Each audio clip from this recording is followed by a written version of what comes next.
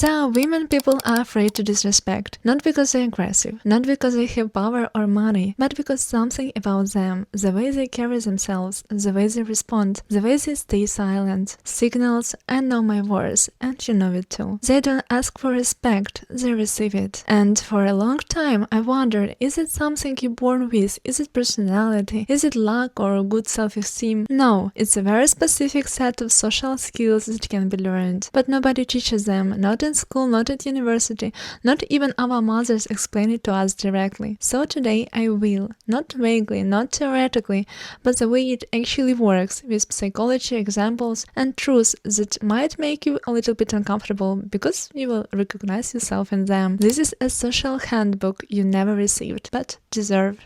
Principle 1. Silence as dominance. The strongest social signals is often what you don't say. Most people think influence comes from what do you say, how well you argue, how clearly you explain yourself, how strongly you defend your position. But there is a category of women, and you definitely met them, whose power becomes strongest the moment they stop talking. Here is a situation you recognize. Someone said something inappropriate, rude, passively aggressive, or wrong. And instead of responding immediately, this woman just looks at them. A pause, 1 second, 2, not angry, not coldly, just silence. And in that silence, the other person starts falling apart, explaining themselves, justifying what they meant, filling the space. That's not magic, it's psychology. Our brains are wired to interpret silence as danger, as a signal that something is wrong, and most people panic fill this silence with words, often revealing far more than they intended. Smart women use these pauses as a tool. When someone asks you something personal, you are not obligated to answer instantly. When someone pressures you, you do not have to react in real time. When there is conflict, the person who speaks less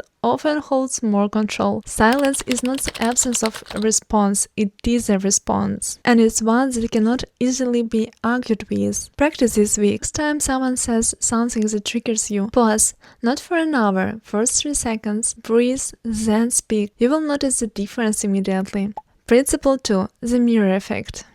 People fall in love with those who reflect their best self back to them. There is a question I want you to ask yourself right now. Is there someone in your life who makes you feel incredible, smart, interesting, alive? And you don't fully understand why, but you keep gravitating towards them again and again. There is a good chance that person is consciously or unconsciously using what psychology calls the mirror effect. There is how it works. People love most the people around whom they love themselves.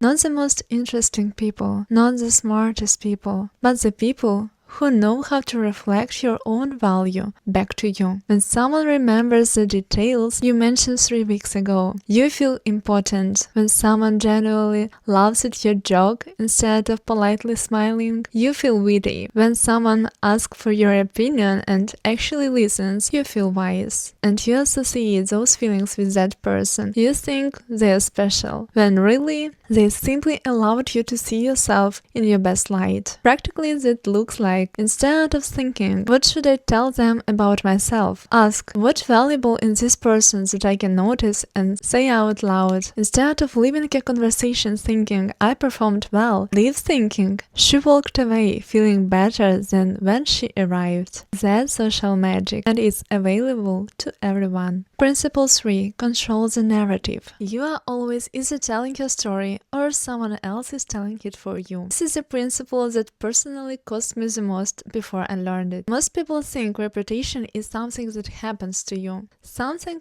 other people decide, something you either have or don't. But reputation is a narrative, and narratives never form on their own. Someone is always shaping them, either you or other people. And if you stay silent, someone else fills the silence with their versions of events. Here is what it looks like in real life. At work, if you accomplish something meaningful, don't wait for someone else to notice it. Find a natural way to name it. Not bragging, context. We finished the project, and here is what I learned from it. It isn't ego, it's managing your own narrative. In relationships, if something happens between you and another person, don't stay silent for years, hoping it will disappear on its own. Silence is not neutral. It allows the another person to fill the gaps with their interpretation. In social circles, if you are going through something difficult, tell your version first, not emotionally, factually. The people who hear your voice first create the baseline version of the story. Every future version gets compared to yours. This is not manipulation, it's understanding the social reality is always somebody's story. Be the author of your own. Principle 4. Information asymmetry. Know more than you reveal.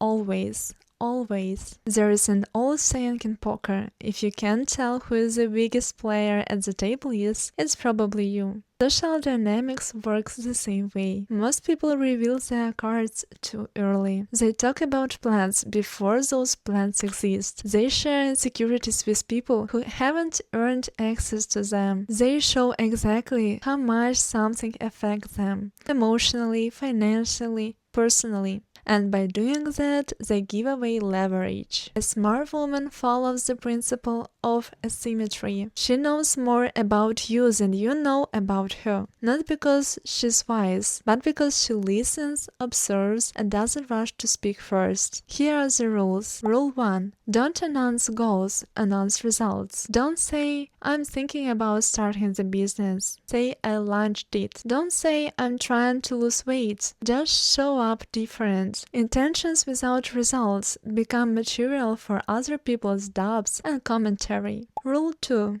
The most valuable information about someone is what they don't talk about. What do they avoid? What do they minimize? Where did they suddenly become defensive? Listen to the gaps as carefully as the words. Rule 3. Build selective with vulnerability. Openness is powerful, but only when it's intentional and shared with the right people. Overexposing yourself to someone who hasn't earned trust yet isn't honesty, it's social risk. Strategic restraint is not coldness, it's self-respect in action. Principle 5. Exit architecture. People value what they could lose. Become someone who can be lost. The final principle, and honestly, the hardest one to practice, because it goes against everything we were taught about relationships. We were taught, be reliable, be available, be the person others can always count on. And those are beautiful values, but there is a dangerous side effect. When your presence becomes guaranteed, it stops feeling valuable. That's not cynicism, that's neuroscience. Dopamine, the chemical that makes us crave things, isn't produced by certainty. It's produced by valuable reinforcement, but maybe not guaranteed. The healthiest relationships are the one where both people know their partner is choosing to stay, not just staying because they feel trapped, obligated, or afraid. Exit architecture is not a threat, and it's not manipulation. It's a deep internal knowledge that you have options, that you are not staying out of fear, that you are here because you wanted to be, and people feel it around you. They can't always explain it, but they hear it in the way you speak, in the way you don't over-explain yourself, in the way you say no without writing an essay afterward. Practically, invest in your independent life alongside any relationship. Your own money, your own friends, your own body, your own goals, not because you plan to live, but because a woman with a full life of her own is a completely different woman. She doesn't beg, she chooses, she doesn't cling, she participates. And the difference between I need you to stay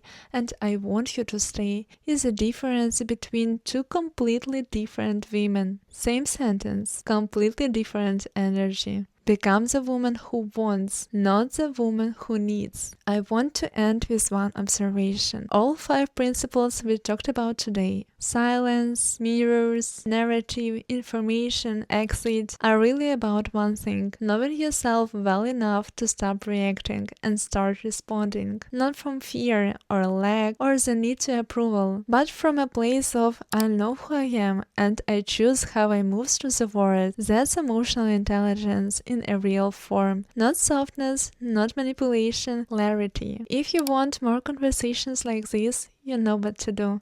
See you next time.